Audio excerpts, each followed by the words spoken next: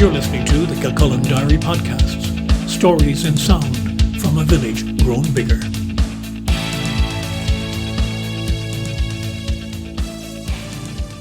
Hello, I'm Brian Byrne. You're tuned into one of my travel memories. This one started in Bolivia in 2006. The house was made of adobe mud. The land around it was high-altitude Bolivian desert.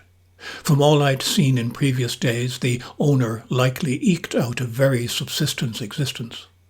But on a pole poking out of the roof, I could see a photovoltaic solar panel. To say I was surprised is an understatement. I'd been driving for several days with the Land Rover G4 Challenge up to the poorest and most remote parts of this country. By now I was accustomed to the vast gap between the high-tech cars we were in and the general level of development of Bolivia's rural areas. Like many emerging countries, the cities and main towns of Bolivia were well into the 21st century, but it didn't take too many kilometres to travel back hundreds of years in terms of living standards and quality of life. After spotting that first solar cell, I came across a village where at least every other house had a similar installation. Clearly, such cells couldn't provide anything more than small levels of electricity. I learned that they actually charged batteries during the day to power lights when the night fell. What I didn't find out until I returned to Ireland was that I'd stumbled across the results of an idea which one man had while trekking in Nepal in 1997.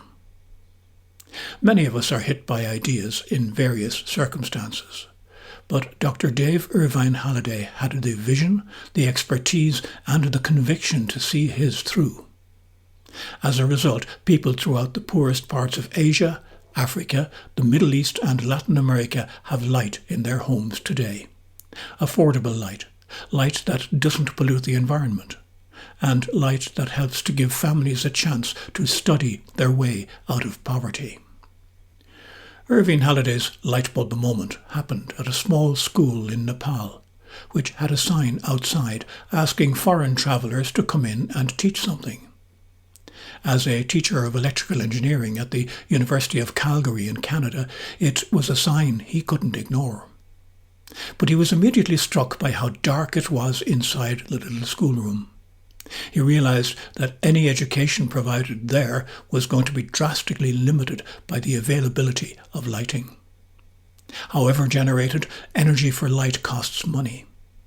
In most places outside the electricity grid, it comes expensively from fuels like kerosene, either in smelly and flickering individual lights or for powering generators to light electric bulbs.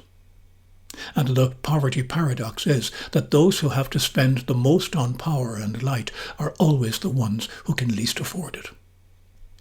Irvine Halliday's specialty was in light technology, particularly in how it can be used in measurement systems in healthcare and geology.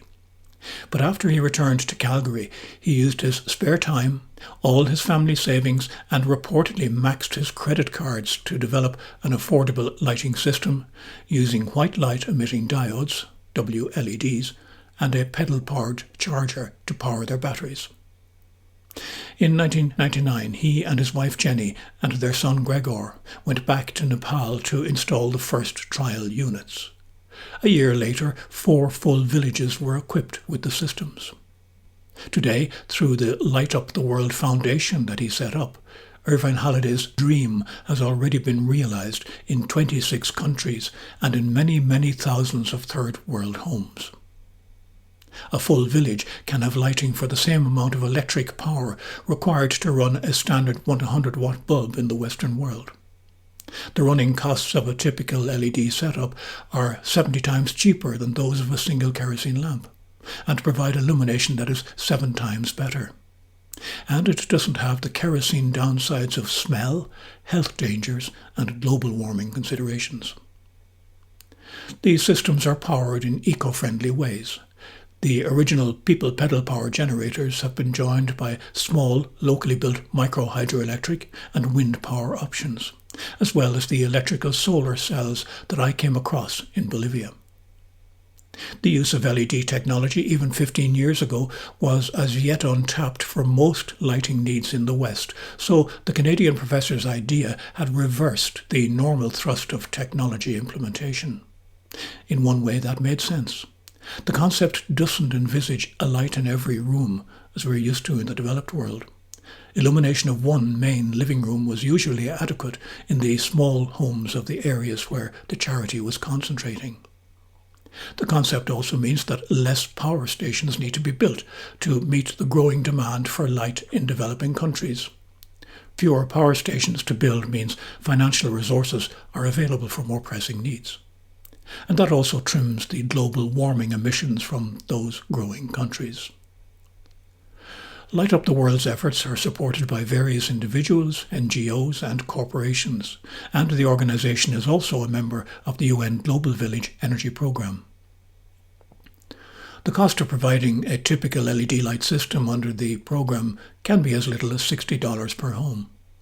That's still not an inconsiderate amount in countries where the annual per capita income might be as little as $300. And it is estimated that a third of the world's population still has no access to adequate and affordable light systems. But it's part of the organisation's mission to facilitate the production of the systems in the countries where they're used, and therefore sustainable jobs are provided as well as light. Down the years, Professor Dave Irvine Halliday was given numerous awards to mark what his dream had achieved. These included a Rolex laureate worth $100,000 and which was used to restructure LUTW. He was also a Canadian Hero of the Year award from the Reader's Digest. The organisation he founded operates these days mainly in South America. The professor remains an emeritus director of the charity, and he's also Professor Emeritus of Engineering at the University of Calgary.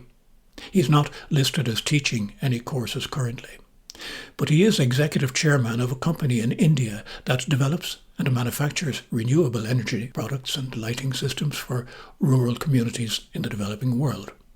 So he may even spend some spare time trekking up to a small rural classroom in Nepal, passing on the light of knowledge. I'm Brian Byrne. This is Kilcullen Diary. Thanks for listening.